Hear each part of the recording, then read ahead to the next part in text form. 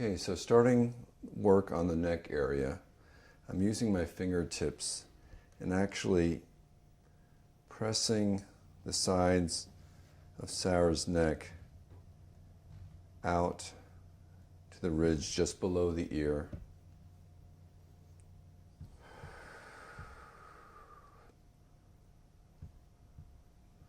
Coming in a little bit further down to the hairline and up towards the ear. Creating space here, making her taller.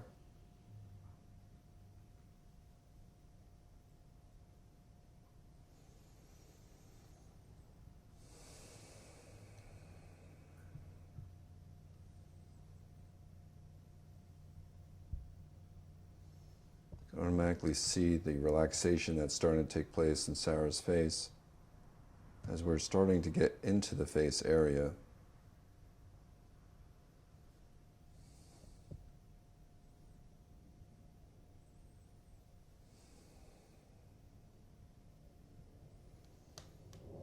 So I'm starting now almost back at the shoulders, following a natural progression up through the base of the neck, towards the hairline, and out towards the face, underneath the ear.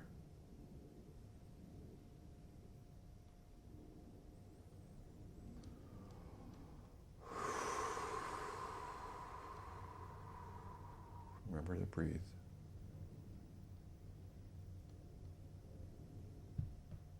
It's very relaxing.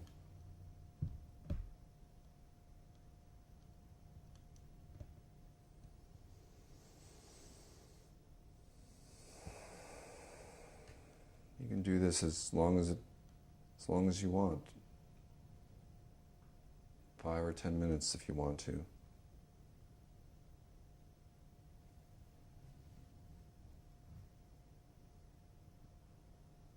I'm lifting Sarah's head, and I'm actually going to be stretching it.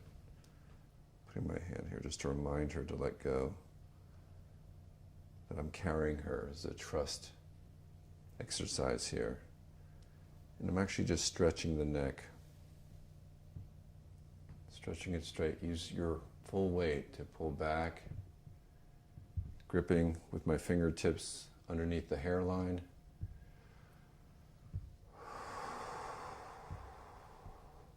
Stretching her neck. Can do a little bit of a side stretch here. Gripping underneath with my hand. Putting my palm on one shoulder, stretching away, creating that space there.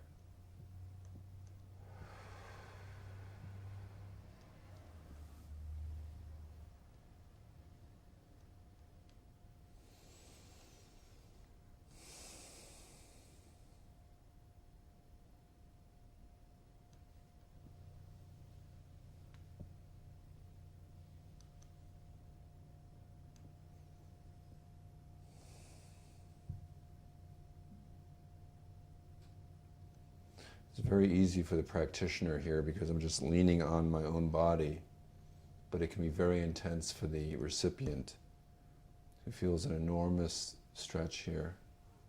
We've already loosened it up a lot with the massage strokes in this area, so the body already has a kind of a trust thing going, saying it's okay, we're in good hands, I can let go.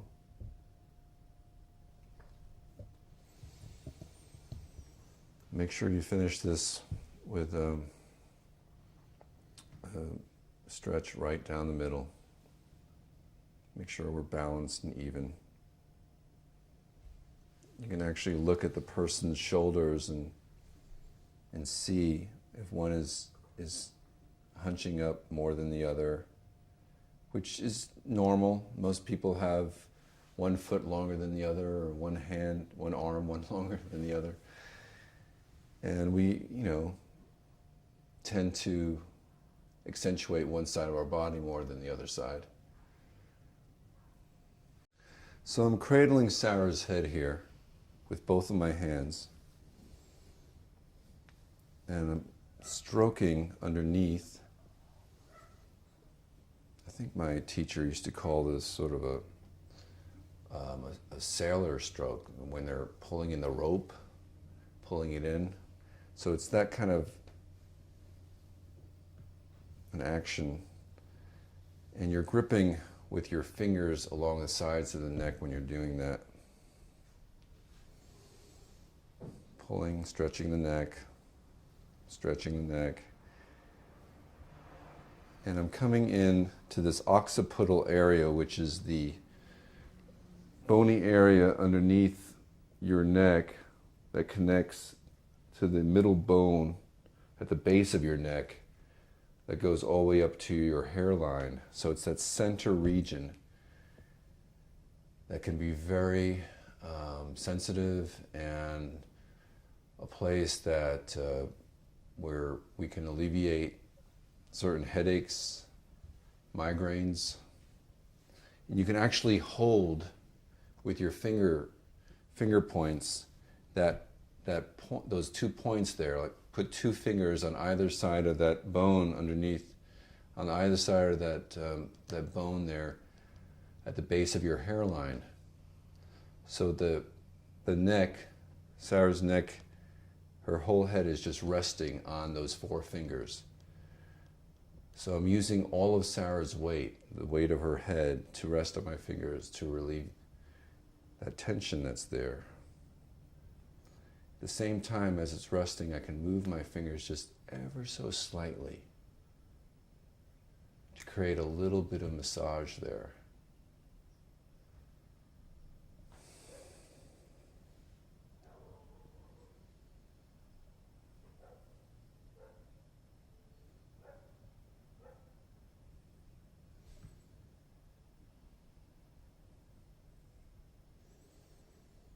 Continue that motion, and I'm actually doing the same thing that I did on the chin. I'm moving down along the outer ridge of her ear, just kind of cupping it and creating this kind of motion, smoothing it out.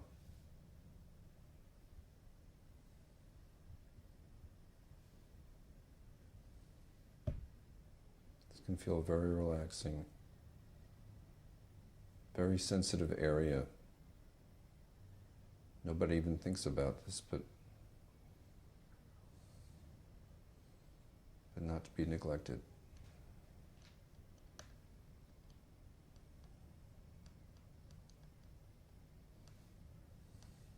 Turn it over. Move to the other ear.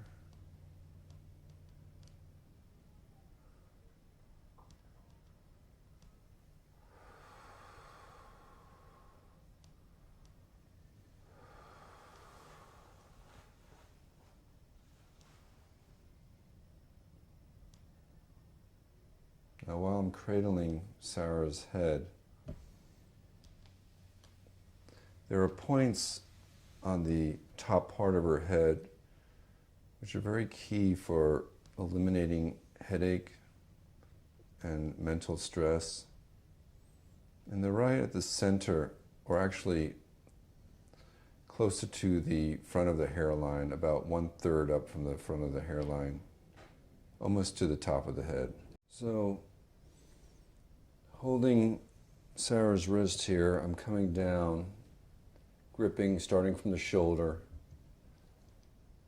and working the outer part of her arm, just the upper part, just down to the elbow.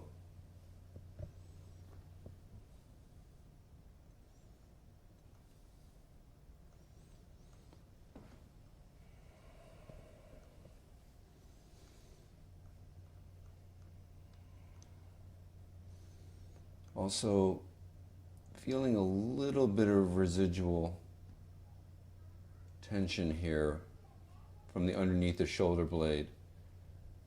Starting there and then coming down and almost scooping it over,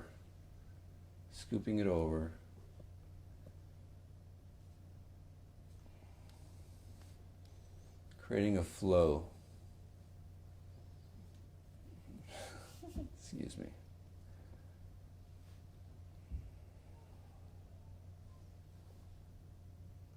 be sure that you do both sides.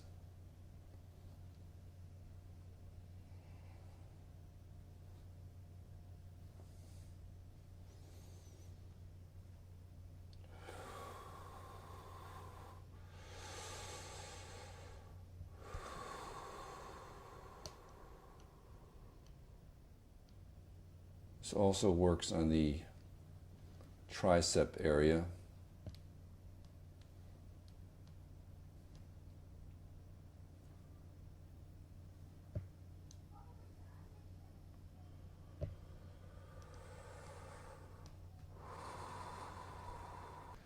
Moving to the upper part of the hara, above the belly button here, actually. Continuing this clockwise motion with our fingertips, moving around. Now with my thumbs, I'm going to splay out, actually, all the way up to the bottom rib. Feel the bottom rib with your thumbs, and use that V between your index finger and your thumb to feel the bottom rib and work outward. Work your way down to the hips.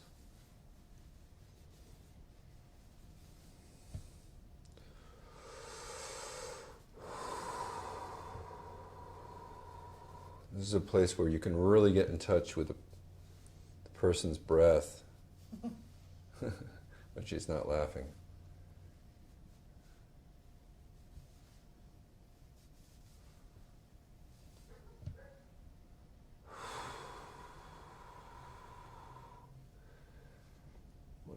When respect is fully established here, you can even use your full weight for pressing in.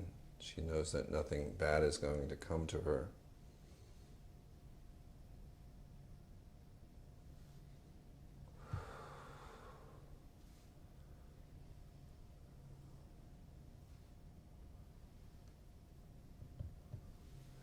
Now I'm going to go on Sarah's side here and put one hand on top of the other hand, and we're going to create a wave-like motion. It's referred to as rocking the hara, believe it or not. Rocking the hara.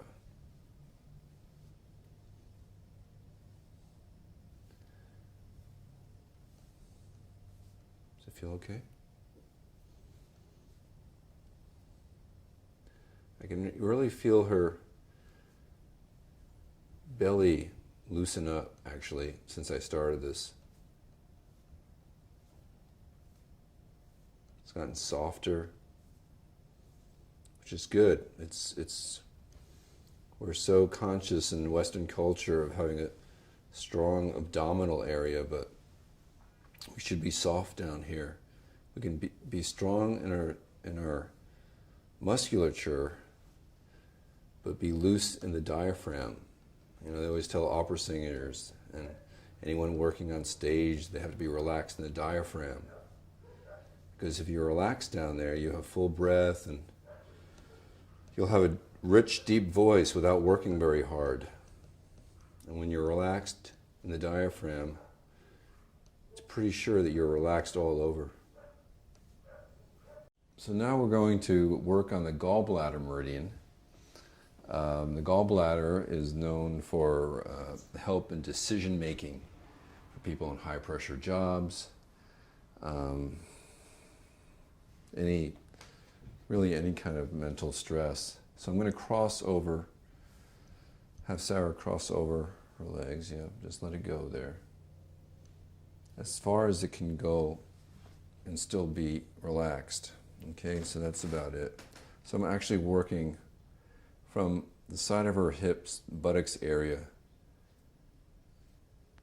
down to her knee here. So working here underneath her thigh, pinching almost, squeezing.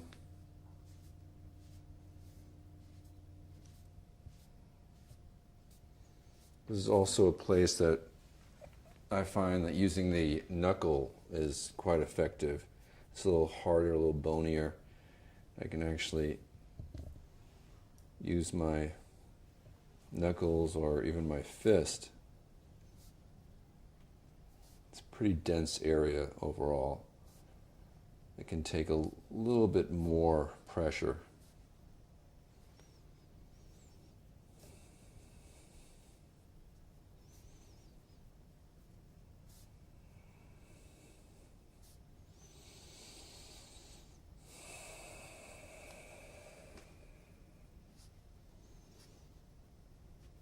And it's good to mix up the tools you're using for the massage. I move pretty freely from my fingertips to my palms, knuckles, even my elbows if I think it's appropriate. I'm going to pull up Sarah's knee here, pull it in, do a little stretch right here. See how flexible she is. All right, a little tight, a little tight. I'm going to rotate it here, create some movement. Remember to breathe. We have that loose hara we just worked on.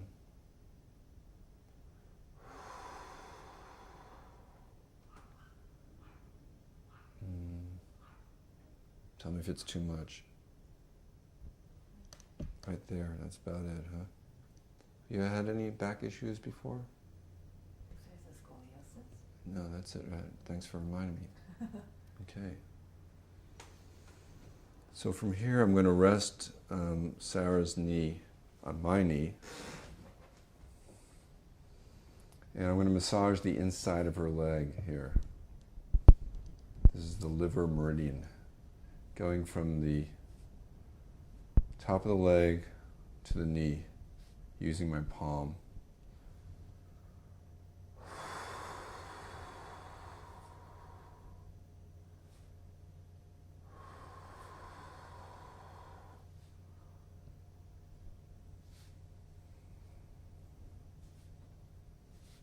It's okay, that pressure all right?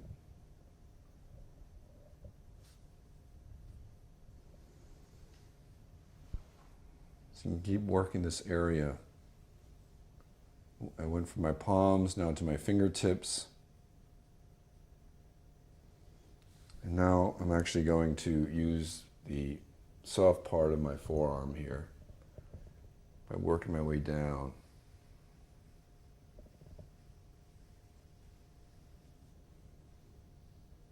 This can be a very vulnerable area, obviously. So we work up to this slowly.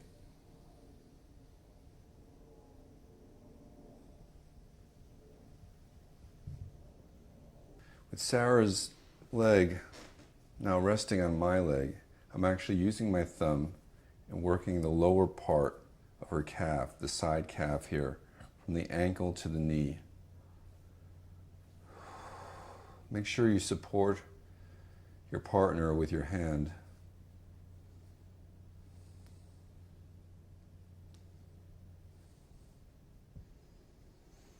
Start from the ankle. You can start over here with this ankle subo here, this pressure point.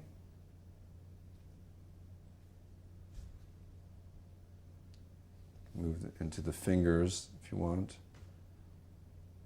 Make those round circles along the side.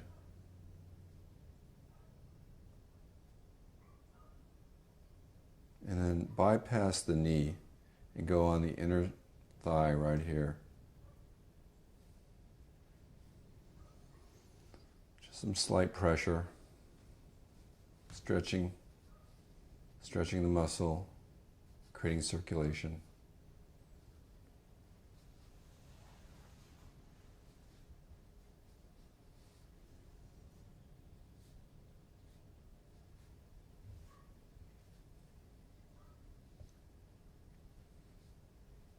We've already worked this area when Sarah was on her stomach earlier in the full Shiatsu massage, but we return to it now as it's from a different angle.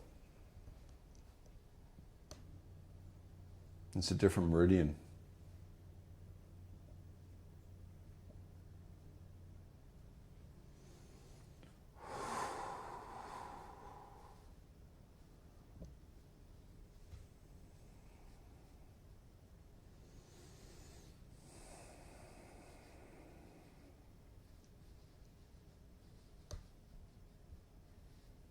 Okay, so I'm lifting Sarah's leg up here to work on her kneecap area.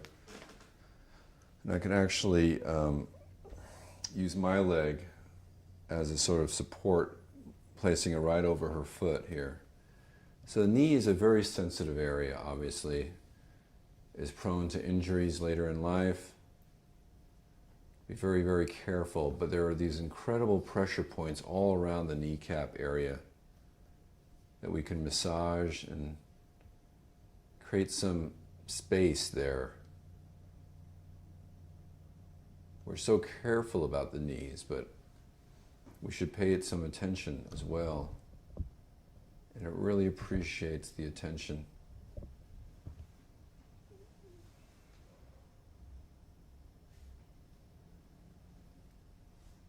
For any of us who play sports, it's usually the one thing that goes out, whether it be tennis or obviously football or jogging.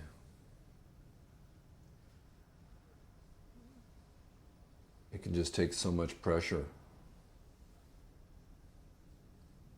So I'm using these almost upside down karate positions on the side of my hands here, keeping them straight out and building up energy from the top part of the quadricep up to the knee.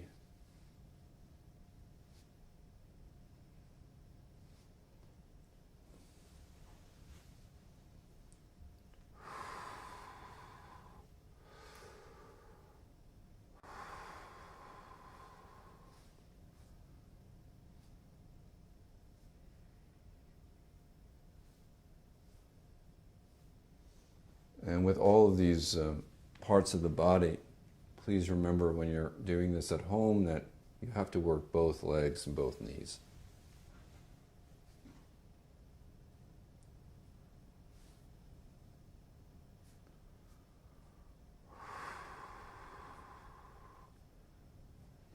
There are these two dimples right here with the kneecap.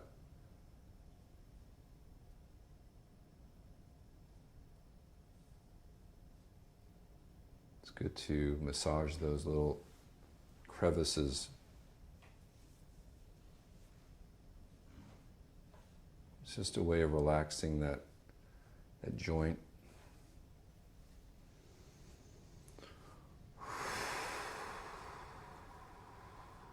As I'm working on the back. The main meridian on the back is the bladder meridian, but it has connections to various chi points throughout the body.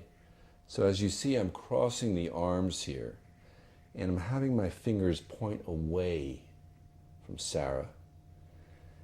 And my right arm, my right hand is on her shoulder blade, and my left is on her lower hip here. And I'm pushing away from her. I'm creating a stretch and an opening. Keep breathing.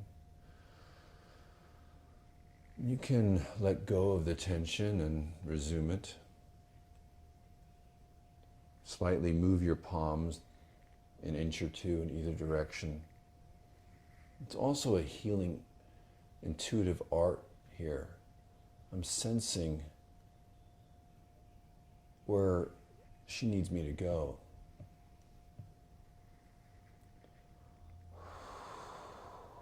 And I'll cross my hands and I'll work the other direction.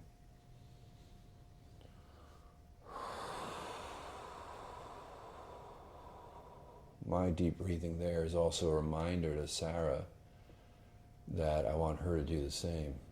It's incredible when especially if you're working on somebody new, there's a degree of tension here. I mean, when you're working on somebody, it's an intimate experience. Touch is very powerful. A lot of people don't want to be touched. So the relaxation can take a while. And so we start off very, very slowly. Very, very safe area here in the back. The back is very, very strong. When they say your back is up against the wall, it's like you're your last protection.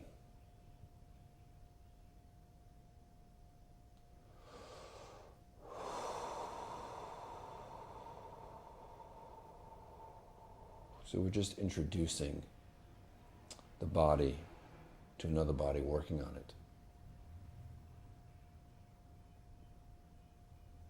How's that feel? Okay. So now I've moved to Sarah's shoulders here, with my left hand resting on the back of Sarah's scalp here. I'm moving my right thumb gently down the crevice here where the neck actually meets the shoulders. Just starting work here. The shoulders, just like the lower back, is a common complaint where it's a lot of stress and tension. My teacher used to joke around that the word shoulders themselves could be broken down into the shoulders, the things I should be doing, the things that are constantly resting on my shoulders that I just can't get rid of. So all that responsibility, this is the place to let it go.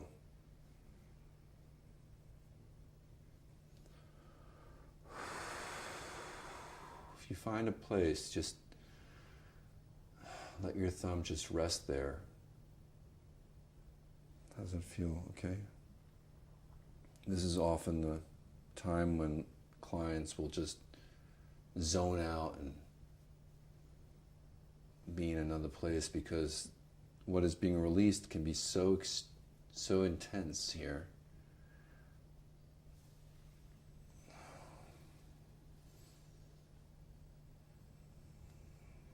I've moved my other hand's fingers into this area for extra motion.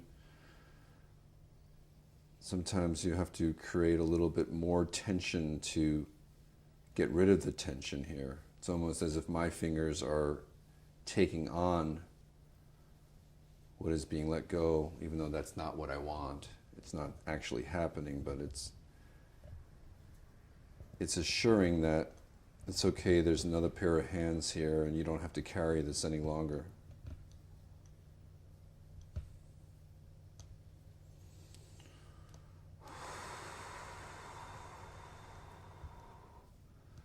So I'm just going down to this ridge where the actual shoulder blade connects to the neck in this upper trapezius area.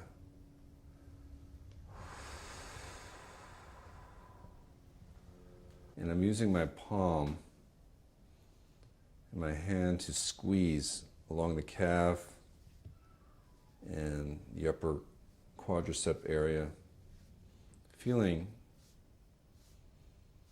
what's going on here, as well as noticing that there is tension, there is tightness, as well as a muscularity, but we store a lot of tension in our legs. It's carrying our whole body.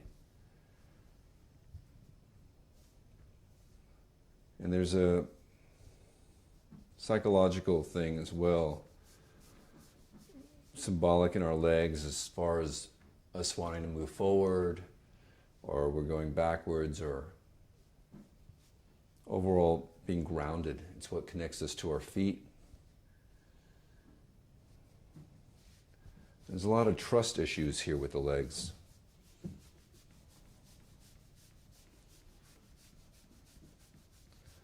So what I'm doing here, almost as like a baker that's stretching out some flour, I'm trying to coax the tissue to relax.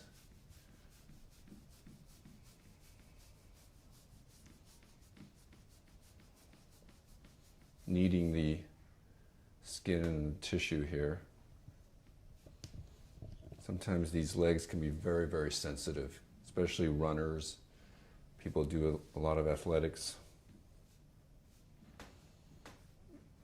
So you can alternate what you're using here from a pinching, squeezing, to just a general rubbing using a circular motion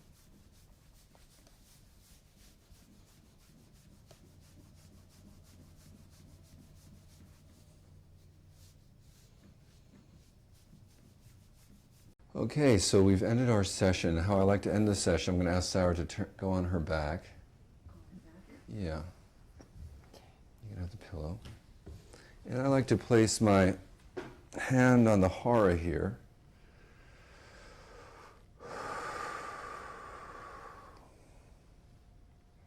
And I can put it either on my shoulder. If it was a man, I'd put on the heart.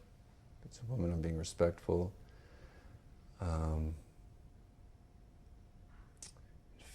Reconnect with the breathing here. You can relax, you can close your eyes. This is your time to just let go of everything and think about what you've experienced during the session. So this segment of the session, we worked on the hara, and we worked on the lower part, front part of the legs, and the feet. And what I usually tell a client after an intense massage is to be careful driving home. It's likely that you'll be a little bit lightheaded, a little bit dizzy, maybe even sluggish. You've rid yourself of a lot of toxins. Your system is somewhat depleted. It's in a state of a little bit of shock. You've gone through, hopefully, somewhat of a transformation. And you're just not used to carrying this much chi and this much relaxation.